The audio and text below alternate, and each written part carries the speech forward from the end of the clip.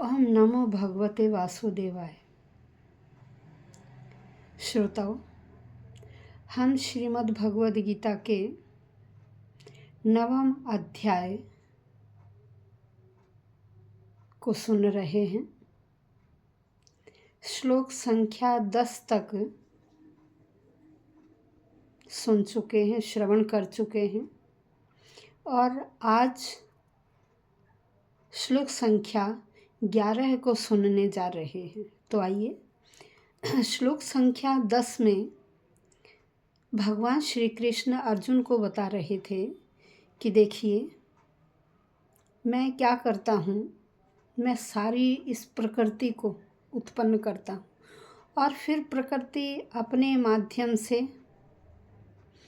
हर जीव में, हर चेतन अचेतन हर में क्या उसका रूप परिवर्तित करती है। समय अनुसार रूप परिवर्तन होता रहता। जैसे मनुष्य में भी सबसे पहले शिशु, फिर उसके बाद बाल्यावस्था, फिर किशोरावस्था, फिर युवावस्था, फिर प्रौढ़ावस्था, फिर वृद्धावस्था।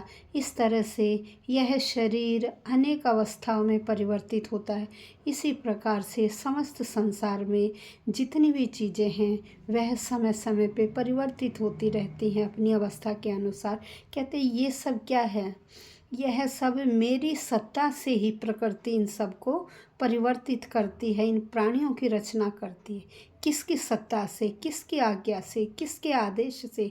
मेरे ईश्वर के आदेश से ही प्रकृति क्या करती है? इस चर और अचर, जड़ और चेतन जितनी भी वस्तुएं हैं इन सब की रचना करती है।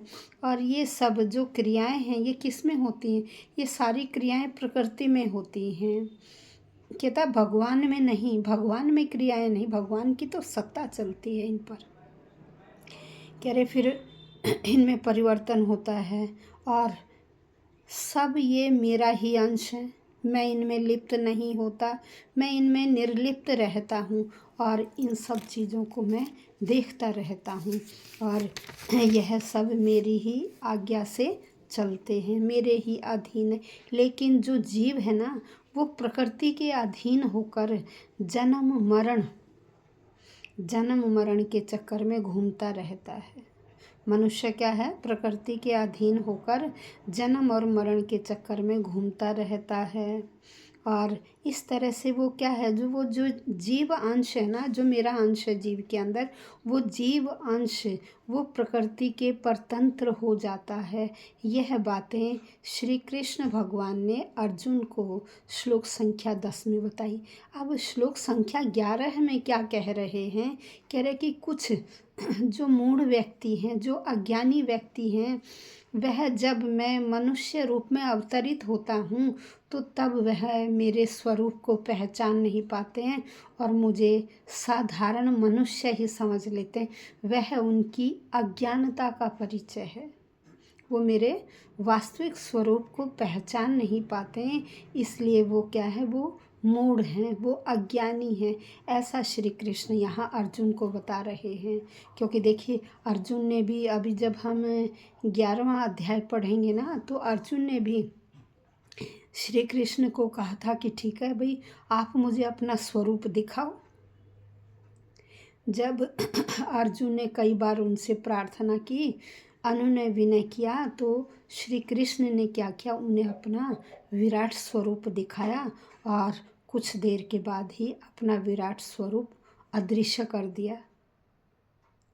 तो जिससे अर्जुन को पूर्ण विश्वास हो गया कि श्री कृष्ण एक सामान्य व्यक्ति नहीं है, यह एक अद्वितीय है, यह तो भगवान है जो मुझे इस प्रकार की शिक्षा दे रहे हैं। वास्तव में ही मैं अज्ञानी हूँ, जो मैं इनके स्वरूप को केवल एक साधारण मनुष्य ही समझ पाया। तो आइए, श्लोक संख्या 11। अब जानन्ति माम मूढ़ा मानुषीं तनुम आश्रितं परम भावम आजानन्तो मम भूत महेश्वरम। अब यहाँ कह रहे हैं कि देखिए, जो मूर्ख व्यक्ति है ना, अज्ञानी हैं, वो मेरे इस महान स्वरूप को नहीं समझ पाते हैं। और कह रहे ईश्वर से बड़ा, ईश्वर की आज्ञा से बड़ा तो कुछ भी नहीं है। ईश्वर की आज्ञा से बड़ा कुछ भी नहीं है। देखिए, हम कैसे इसे समझ पाएंगे कि हम संसार में देखते हैं, एक देश के चलाने के लिए बहुत सारे राज्य हैं, राज्यों में अलग अलग सरकारें हैं, उन सरकारों में भी विभाग होते हैं। हर विभाग में छोटी पदवी से लेकर बड़ी पदवी तक के ऑफिसर कार्य करते हैं। तो उन सब के ऊपर, उन सब का कोई ना कोई नियंता होता है। जो सबसे नीचे का डी लेवल है, उनके ऊपर एक नियंता होता है, एक ऑफिसर होता है जो दिशा निर्देश करता है। फिर जो ग्रुप सी है, उनके ऊपर भी एक दिशा निर्देश करने वाला निर्देशक होता है। ऐसे ही हर लेवल के, हर डिपार्टमेंट में कोई ना कोई एक बड़ा ऑफिसर होता है जो पूरे डिपार्टमेंट पर कंट्रोल करता है। कह रहे इसी तरह से प्रकृति भी क्या है, अनेक डिपार्टमेंट हैं। प्रकृति क्या है, अनेक डिपार्टमेंट है। प्रकृति में देखो हम क्या क्या चीज़ें देखते हैं। जमीन से लेकर, देखिए, जमीन, नदियाँ, समुद्र, पर्वत, ये तो जमीन का अंश हो गया। फिर चलें पेड़ पौधे, छोटे पेड़ पौधे, कटीली झाड़ियों से लेकर बड़े से बड़े लंबे लंबे वृक्ष। उसके बाद फिर हम आए कीड़े मकोड़ों पर, अनेक प्रकार के। फिर हम चलते हैं पशु पक्षियों पर। फिर अंत में आते हैं हम मनुष्य योनि पर। फिर देव दानव, देखिए कितनी तरह के। और इन सब के ऊपर कोई ना कोई कंट्रोल करने वाला। तो वो कंट्रोल करने वाला कौन है, वो सुपर नियंता कौन है?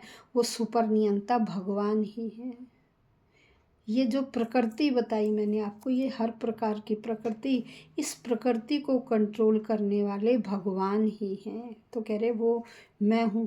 लेकिन जो मेरे इस प्रकृति सच्चिदानंद स्वरूप को नहीं समझ पाता, जो मुझे कहता है कि कृष्ण रूप में मैं एक साधारण मनुष्य या कृष्ण एक मनुष्य हैं, तो कह रहे वो मेरे इस स्वरूप को नहीं समझ पाए, इसलिए वो अज्ञानी है। जो साधारण मनुष्य कह रहे हैं, अरे वह तो भगवान है।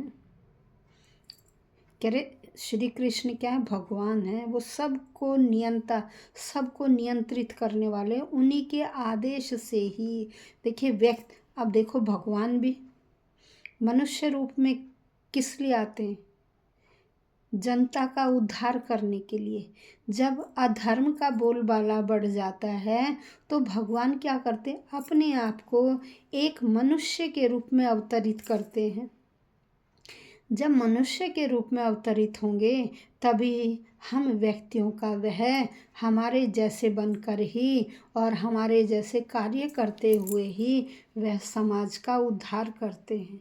तो इसी तरह से भगवान कृष्ण ने भी उस समय किस युग में, द्वापर युग में जन्म लेकर जनता का उद्धार किया। अधर्म का जब बोलबाला बढ़ गया था तो उसको खत्म करने के लिए उन्होंने जनता का उद्धार किया। तो यहाँ इसमें यही बता रहे हैं कि जो ये कहते हैं कि श्री कृष्ण साधारण मनुष्य थे, कह रहे वह व्यक्ति अज्ञानी है जो इस प्रकार से मनुष्य रूप में उन्हें कहते हैं, ये समझ नहीं पाए कि यह भगवान का अवतरित रूप है। क्योंकि अवतरित रूप भी जब मनुष्य रूप में आ गए तो कार्य तो हमारे जैसे ही करेंगे सभी। तो ऐसे ही श्री कृष्ण भगवान ने भी अर्जुन को समझाया। क्या समझाया? देखिए श्लोक संख्या 11 है। अब जानंती का मतलब है मजाक करते हैं, उपहास करते हैं। माम मेरा, कह रहे मेरा उपहास करते हैं। कौन करता? मूढ़ा, अज्ञानी व्यक्ति। अर्जुन को बता रहे हैं श्री कृष्ण कि हे अर्जुन, जो व्यक्ति मुझे नहीं समझ पाते वह मेरा उपहास करते, मनुष्य कहकर।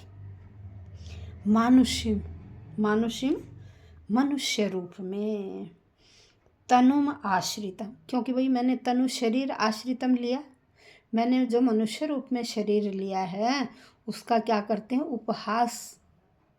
उपहास करते, मजाक उड़ाते हैं। परम लेकिन दिव्य, परम दिव्य भावम स्वभाव को, वो मेरे उस दिव्य स्वभाव को अजानन्ता नहीं जानते, मेरे उस दिव्य स्वभाव को वह नहीं जानते हैं। फिर भूत, भूत प्रत्येक वस्तु का महेश्वरम, मैं स्वामी हूँ। भाई मैं तो प्रत्येक वस्तु का क्या हूँ, स्वामी हूँ।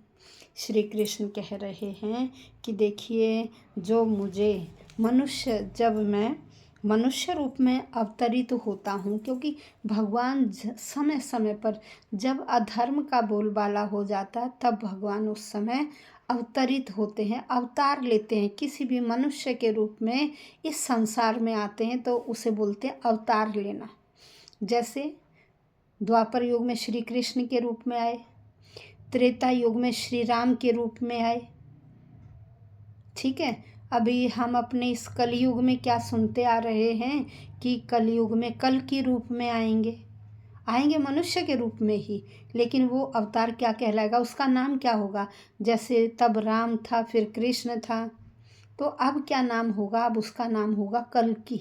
इसलिए हमने ग्रंथों में भी यही पढ़ा है और बहुत सारे ग्रंथों में लिखा हुआ, जो जितने भी हमारे पुराने ग्रंथ हैं उनमें देखिए, जो घटनाएं आज घट रही हैं वो घटनाएं उस समय लिखी गई हैं।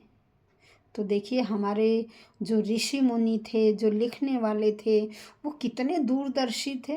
उन्होंने किस समय में और आने वाले कितने हजारों वर्ष आगे आने वाली घटनाएं उन्होंने यों की त्यों लिख दी हैं। तो हम ऐसे ऋषि मुनियों को नतमस्तक करते हैं, उन्हें हम शत शत नमन करते हैं, जिन्होंने हमें ऐसा ज्ञान धरोहर के रूप में प्रदान किया है और हमें इस ज्ञान को संभालकर अपनी आगे आने वाली पीढ़ी को भी धरोहर के रूप में देना है। इसलिए हमें इस ज्ञान को संभालकर उन तक पहुंचाना है। तो यहाँ श्री कृष्ण ने बताया कि देखिए, ईश्वर तो नियंता है, सबको कंट्रोल में करने वाले हैं और प्रकृति के माध्यम से करते हैं, और भगवान तो क्या है, सबसे बढ़कर हैं। इस संसार में भी मैंने अभी आपको बताया कि भौतिक जगत में भी कोई ना कोई नियंता होता है। भाई हर घर में, अपने घर से ही हम देख सकते हैं, हर घर में एक मुखिया होता है, उस मुखिया के आदेश के अनुसार ही चलते हैं। तो ऐसे ही प्रकृति में भी क्या है, नियंता है, उस प्रकृति को कंट्रोल करने वाले भगवान ही हैं। ऐसा भगवान श्री कृष्ण को समझा रहे हैं। धन्यवाद।